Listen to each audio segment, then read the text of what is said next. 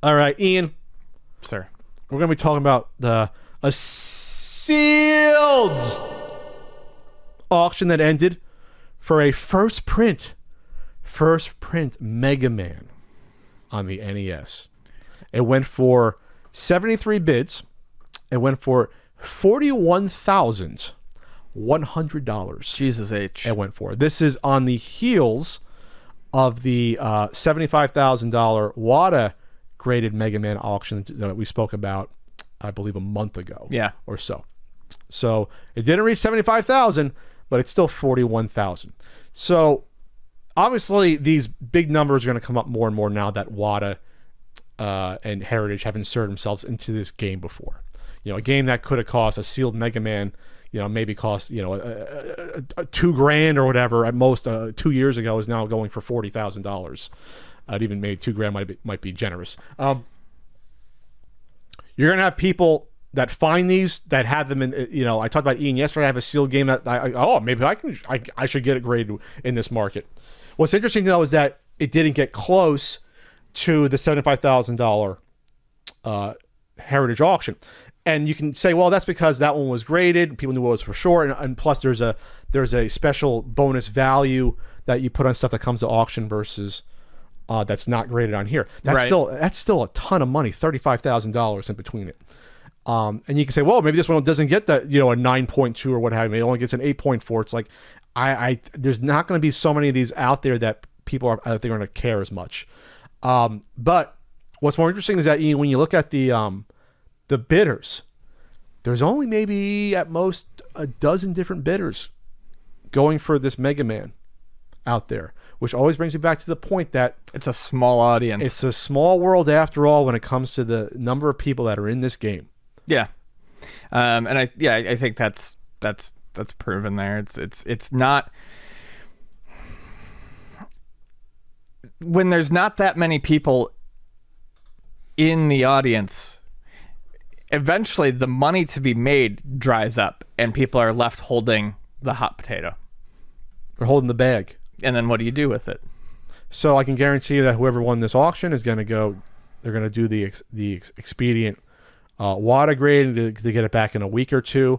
And it'll be on Heritage auctions in like a month from now or 2 months to try to see what they can get. Maybe they probably are thinking, wow, well, it's worth 75,000, right? Because I just saw one sell. So they're going to hope to put it up and get more than 75,000. Right. Or even closer to or even it, underneath, they'll still make whatever 20,000 profit if it sells for 60.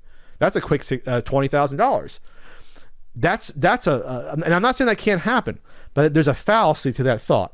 That just because one sold for a lot of money before, that this one's going to sell for the same amount or close to it. It's a fallacy. So we'll see, but this is going to happen more and more until that bubble just grows and grows there.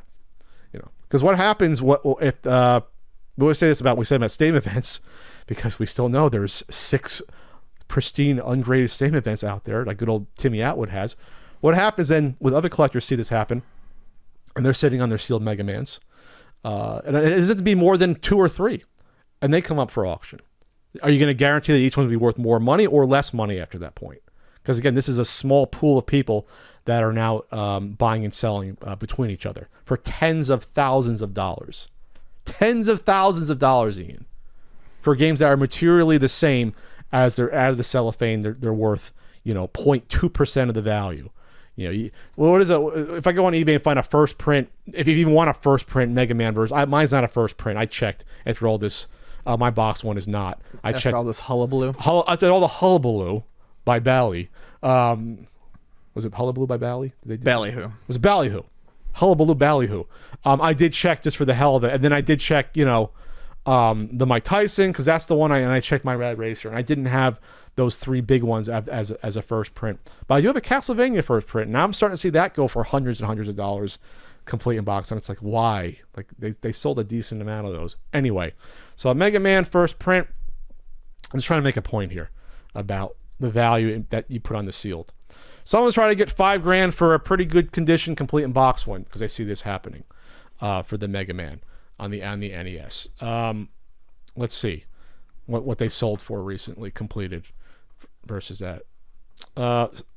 5,000. One beat up went for $166, and that's only because they want to get a first print now versus getting a better condition one. But we'll just take this for example. This $5,000 first print. If you are truly, and that didn't sell. Did it sell for no? If you and wow, it's actually it's like a 8 out of 10. If I was truly interested in this being, I'm gonna get the first print version, would I be satiated spending 5,000 versus 40,000?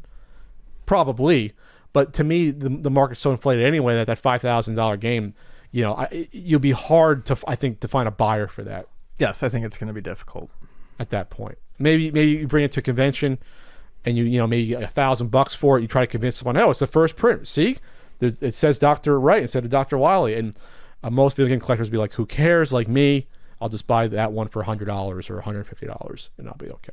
So, all right, that's all I want to say about this. That was a somewhat shocking to see that happen, because usually that'd be like, it's a Stadium events for $40,000, not a Mega Man. Not a Mega Man. That's a hell of a lot easier to find in any form. A cart, even though it's an uncommon game, it's not dirt common. You can still find it.